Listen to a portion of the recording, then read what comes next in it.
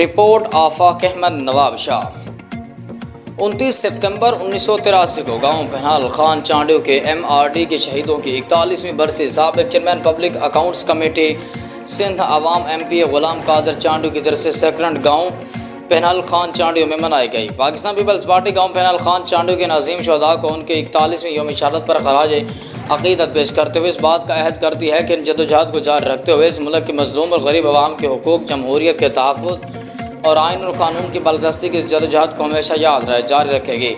اس تقریب میں ضلع بھر سے پاکستان پیپلز پارٹی کے رہنماؤں اور اس تقریب کی خصوصی مہمان خاص نیشنل اسمبلی کے ڈپٹی اسپیکر محمد سید غلام مصطفیٰ شاہ نے شرکت کی، جن میں پاکستان پیپلز پارٹی کی شہید بنظیر آباد کے صدر سالم حسین زرداری، ڈسٹرکٹ کونسل کے چیئرمین علی اکبر جمالی سمیت کارکنوں کی بڑی تعداد نے شرکت کی۔